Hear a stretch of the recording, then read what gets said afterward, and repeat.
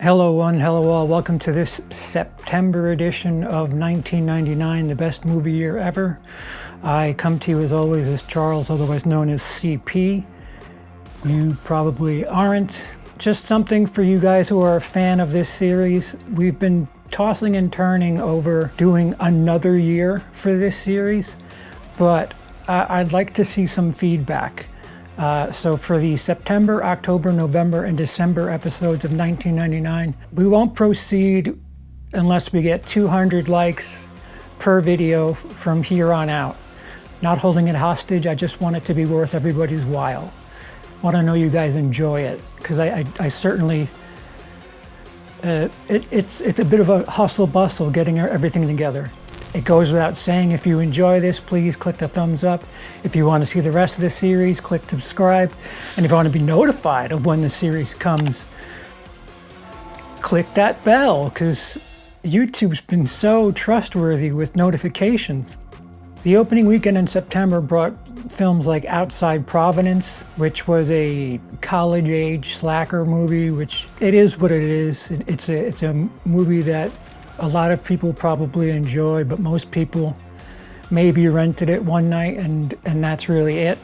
Unless, of course, you're a big Outside Providence fan, then please correct me in the comments below. So the weekend of September 10th brought a couple of movies at once. The Patricia Arquette vehicle Stigmata, which again has some fans. It's one of those, I don't want to say cult film, but it's got a following, and it doesn't really have a big mainstream following, which is kind of frustrating.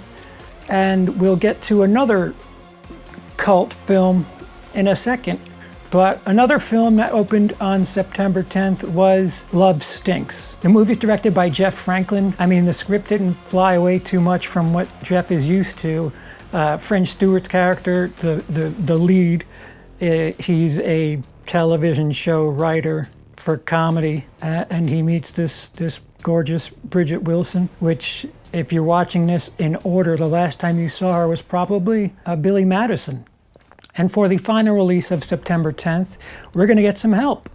So, guys, take it away.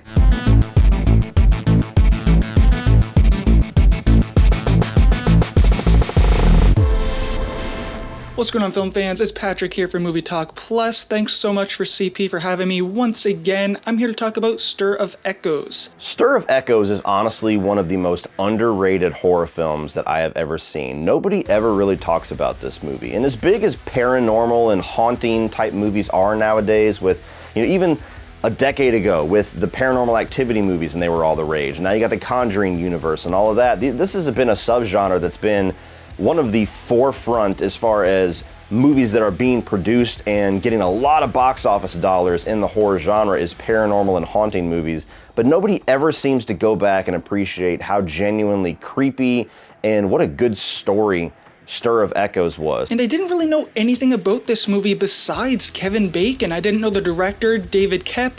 I didn't know really who Kevin Dunn was.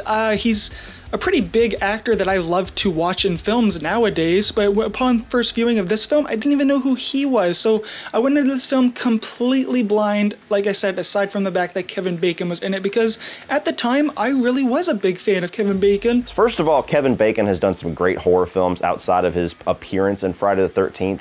And nobody seems to ever really give credit to that. This is certainly one of them. I think that the early 2000s, late 90s was really when he was in his wheelhouse with film. Because we got Stir of Echoes, and then about a year later we got Hollow Man. We got him as a sympathetic villain role in Trapped with Charlize Theron a year after that. And I remember when this movie first came out, similar to a previous story that I told, where my dad had rented the video, and we took it home. We watched it. This was one of the few times I remember my mom actually being around. All three of us watched it, and all three of us had the same response to it. We were like, holy shit, that was awesome. That was creepy. That was so good. To the point where one of the maybe 2 times I can ever remember this happening in my entire life, the very next day after my dad got home from work, we watched it again. We were like, man, that was good. I want to watch it again before we'd send it back to the video store. The first time I seen this film was actually quite a bit later than 1999. I was a little too young when this first film came out. And actually, to be honest, I really wasn't into movies as much as I am now, or even when I did finally get to see this film. It was actually closer to 2007 or 2008. I was around 14 or 15 years old. My now wife and I have been dating for a long time, and my father-in-law actually knew I was starting to get really into cinema, and he wanted to show me some of the movies that he really loved, that he watched, and wanted to know if I'd seen them too. And eventually, that's actually something we got to bond over quite a bit, was film. And he really loved showing me stuff that he has seen that he loved, but I haven't seen. And he went and put on Stir of Echoes. Just the way that they craft the story to where you get this couple that's brought into this neighborhood, and slowly things start to happen to Kevin Bacon to where he's having these visions, he's having these hauntings and these nightmares, and doesn't really know what to do with the information. And there's a bit of a clairvoyant vibe to it with their young son, who, as they say in the movie, has a much better flashlight. And I gotta say, once Kevin Bacon's character actually gets hypnotized and he goes back to the house, this movie is just full force until the end. There's so many good, tense sequences that, to me, it's not only more effective, but it was more kind of deserving of the praise that a lot of the Paranormal Activity and even the Conjuring movies got, where they've kind of perfected the genre in certain aspects in horror fans' eyes. But Stir of Echoes is one of those movies that just kind of came out under the radar, that did what a lot of those movies nowadays do very well, but just nobody thinks about it. It's almost like that Black Christmas effect, when everybody gives the credit to Halloween, when Black Christmas got there first. And I just think it's a good blend of the supernatural genre as well as a murder mystery. And I shit you not, this film really made me go down a cinema rabbit hole. I was investigating other films like this, and while I was watching them, because I did manage to find some, none of them hit like this film does. Maybe that's because this is one of the first films I've seen of this, aside from The Sixth Sense. I do think The Sixth Sense is better than this film. But while The Sixth Sense felt more grand in its structure, this film really feels like it's telling a simplistic story with characters that have so much depth, with the main character, Kevin Bacon, his son, and the phenomenons that are happening around their characters. It's one of those films where, like Frailty, like Session 9, every time somebody asks me about most underrated horror movies, or what's a hidden gem list, what's something that I've probably never seen that I should check out, Stir of Echoes is absolutely on that list. I truly love this movie, and I was so excited to be able to talk about it on September's episode of 1999. Thank you, Cody and Patrick. If I remembered, everybody's channels will be in the description down below. It goes without saying. Sometimes I forget to thank these people, but I am incredibly thankful for everybody who submits footage for this little pet project of mine. The next release was a little off date, was the 15th.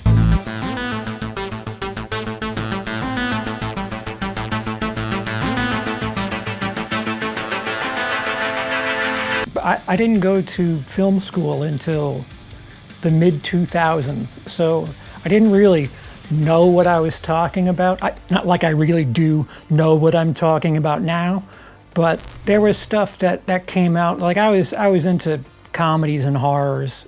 Those don't qualify for the Oscars very often, but this movie was quite important to me, American Beauty, for a number of reasons. First of all, Kevin Spacey, who we're just going to judge his work here, and that's it.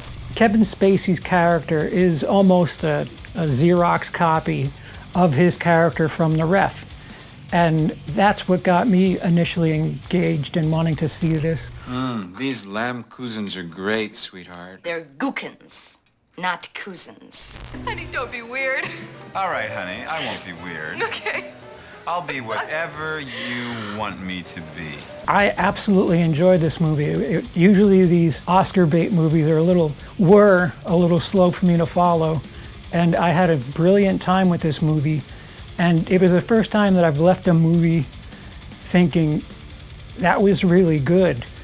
And actually, it was something that technically the Academy agreed with. I mean, I'm still waiting for that nomination for Armageddon, so it was the first time that I really enjoyed something, and eventually it won some awards, and it was like, all right, well, let me go back and see what the big deal is. This is another film that played into my eventual trying stand-up comedy out, because Kevin Spacey's character, basically the whole theme of his character is your time here is short. Do what you want with it and don't be stuck, don't be held down. Then a couple of years later in film school, this film was shown to us for a number of different reasons. It's an extremely well-made movie, and I would say this is the best intro to visual storytelling. Roses, if you just keep an eye on roses and what the stark contrast is when the roses aren't around. Just roses, mind you. If you just watch the roses, there's a moment where Kevin Spacey's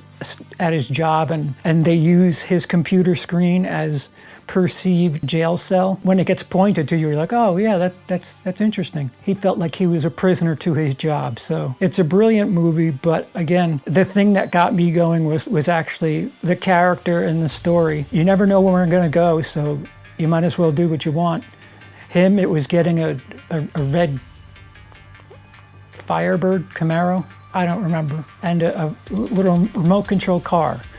Me, it was I wanted to take the stage. So this was another little seed planted in my eventual going into stand-up comedy history. American Beauty won the Best Picture Oscar at the 2000 Oscars, Academy Awards. Just a few days later, on the 17th, we had a Kevin Costner baseball film. Not that one. No, not that one.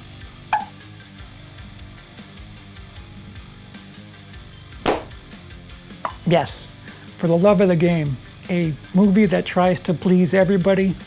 It's a romantic drama. Not much comedy to be had in this movie, but if a girl wanted to drag her not so willing boyfriend to see something like this, the fact that there's sports in it and baseball just intertwined throughout the movie might make it easier for those of you who hate rom-coms. Again, it's not really comedy. It's about this pitcher who's, at the end of his career, and he's also having woman troubles. So, you go back and forth between flashbacks and this important game that he's pitching. And I won't spoil anything, but, sports fans would have a nice time. Also released on the 17th was a Martin Lawrence film titled Blue Streak. We've got help this time too. Cody?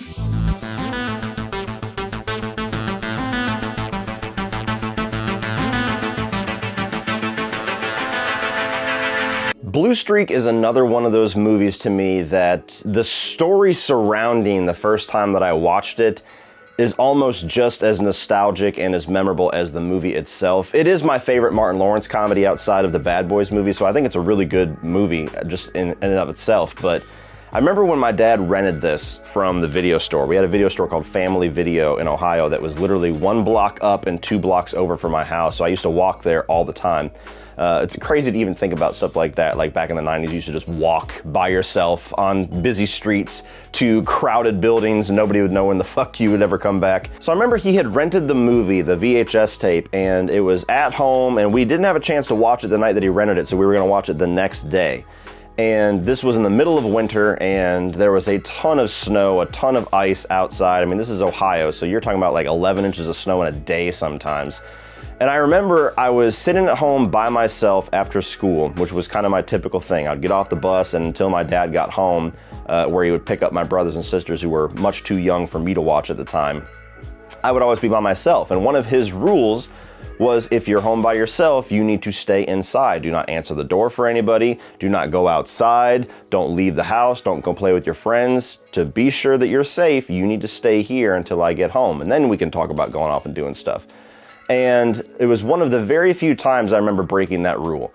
to where a kid came over from my class and he knocked on my door, and I had told him that I'm not allowed to go out and play. I'm not allowed to go to your house or anything like that. And I remember he came back like 5 minutes later and he's like, do you want to just play in the front yard?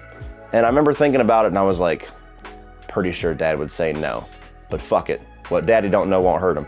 And so I went out in the front yard. I was like, I could probably do that. And I remember we made a snowman, and then we started throwing snowballs at the snowman like he was the enemy, and then we eventually like decimated the snowman and started throwing pieces of him onto the roof. And that was where my fatal mistake was leaving evidence that I was outside. And so I remember my dad got home hours later, and first thing that he said was, you were outside, weren't you? I was like, what are you talking about? No. He's like, the whole fucking snowman's on my roof. I know you were outside. And I was like, shit. Probably should have thought about that before I threw that up there. And all leading up to the first time that I watched Blue Streak was that night I was in trouble. I was going to be grounded. I was not going to be able to watch the movie, and I was heartbroken because as a kid, that was a way to punish me. I loved movies so much. All you had to do was say, you're not allowed to watch this movie you've been looking forward to. And I'm like, no, please, just beat my ass instead. So we started watching Blue Streak because by the end of the night, he started to warm up. He's like, okay, fine, just don't do that shit again. And so I narrowly escaped getting grounded. But we watched the movie together, and it was just such a fun comedy showing Martin Lawrence do what Martin Lawrence did so well back in the day. Starting to do a lot of the things that he did on the show Martin, where he was wearing different disguises and becoming different characters, like the pizza guy scene where he's got the fucked up teeth. And it's just a fun premise. I mean, you have a criminal that hides his prized jewel in a construction site, comes back years later after he is paroled, and the construction site became a police station. So now a criminal has to pose as a cop to get the diamond that he hid there that's worth a fortune. The cast was great. I mean, you got one of the Wilson brothers is in here. You got the dude who was the rapist in Pulp Fiction, and a bunch of other roles. That guy was always a bad guy. But Blue Streak was just such a fun comedy that I've revisited so many times. We even got early Dave Chappelle in this movie, and some of the best bits where you have these interrogation scenes and Martin Lawrence is just beating the shit out of him when he's not supposed to. It's one of those endlessly rewatchable, timeless comedies if you like Martin Lawrence's style of humor. But every time I watch it, I always laugh at the movie, and then I laugh at the memory of me getting in trouble. Also released on the 24th was an Ashley Judd, Tommy Lee Jones film titled Double Jeopardy. Now, the late 90s and early 2000s seemed to have one of these a year, where it was either Ashley Judd or somebody who looks like Ashley Judd, and more often than not, a black co-star, sometimes Morgan Freeman.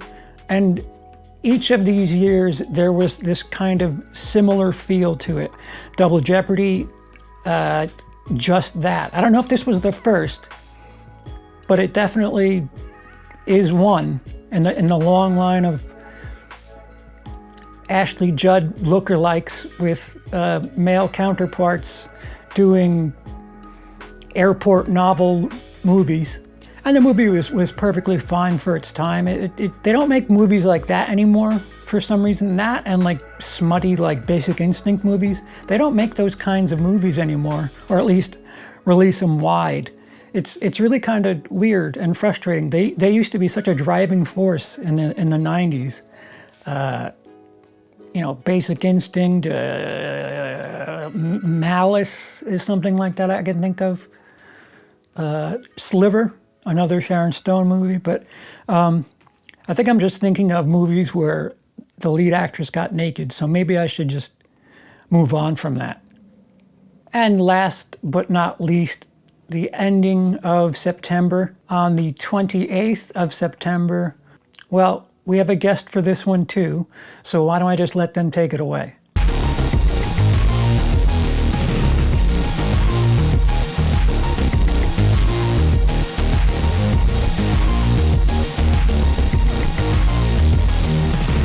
Hey guys, my name is Rollen. CP invited me to take part in this 1999 passion project of his, and though at first I had a little bit of trouble trying to figure out what movie I would talk about, I have found one. Now, I know that my point of view on the end of the 90s is a little bit different than everybody else's who has contributed so far, but In 1999, I was 5.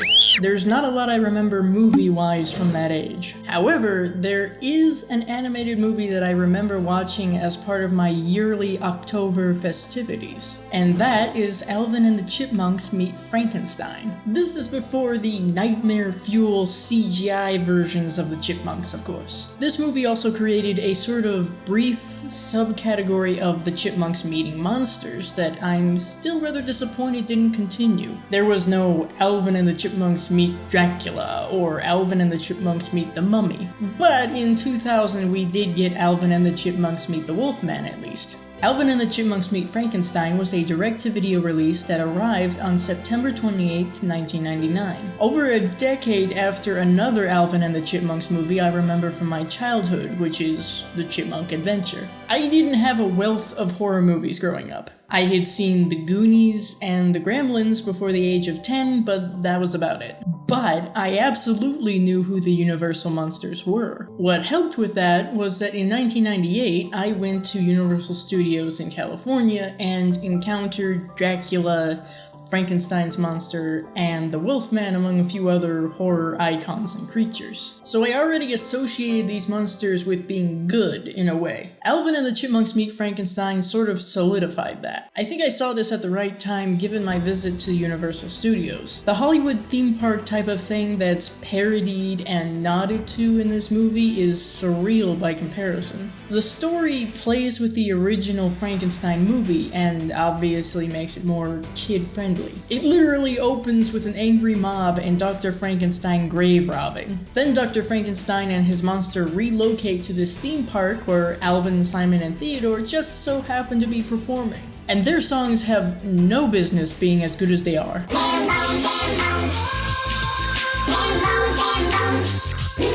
There's a moment during one of their performances where this kid in the audience gets scared by Alvin. The kid's mother is a Karen, honestly, and she goes off on him saying how dare he scare her kid and shit. The coddling portrayed here as a horror fan and a YouTuber is pretty interesting. The whole movie is spent by the Chipmunks meeting Frankenstein's monster and trying to teach him how to be a good person. This helped me to sympathize a lot with the monster. Even the original Frankenstein's monster was meant to be a highly sympathetic character, so it's really not that much of a stretch. This film introduced me to the concept that maybe I could relate a lot more to the monsters and the creatures, or at the very least befriend them. It also showed me that because the Frankenstein's monster was a monster, people automatically made the assumption that he must be a bad guy. So that, to my child mind, translated to if you're different, a lot of people will hate you or be scared of you. I understood that even though I couldn't quite articulate it. And despite that, I made up my mind that I would much rather hang out with these monsters than the potentially judgmental masses. Don't touch the cat. Watching Alvin and the Chipmunks Meet Frankenstein for this video shined a different light on what was trying to be conveyed through this movie. And I feel like it taught me a few different things that I ended up holding on to while I was growing up. And it very likely led to me having a disposition to not be afraid of the monsters and the odd-looking beings. It also automatically made me feel a huge amount of empathy towards real and fictional people who were outcasts. The real monsters aren't always who you think they are. Thank you so much, Dice. What an interesting perspective to be a baby during 1999. That makes me feel really old and terrible. Like really old and terrible. So that does it for the September edition of 1999 Best Movie Year Ever. If you enjoyed it, again, thumbs up helps a lot.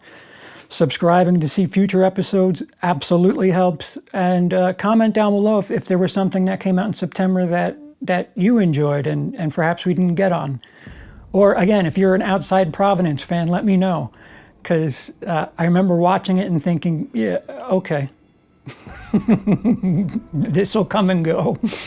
Once again, I want to thank Cody twice, Patrick, and Dice for their submissions for this month. There's still time if you'd like to submit stuff for the last quarter of the year, but I would advise doing it quickly as I'm starting to get a bit of a groove. As long as dogs don't bark, I should be able to get the rest of this going fairly fluidly. Let me not say that, because last time I said that, I thought I was going to be done in November, and nope, that's what I get. That's it, folks. We are 3/4 of the way through the year, and there are some heavy hitters still to come in October, November, and December of 1999. I only know about December without even looking, because a lot of people have asked me to contribute for December. A lot of December people, so keep coming back. We might have more and more and more as the rest of the year goes on. So, for Cody, Patrick, and Dice, I have been CP. You haven't.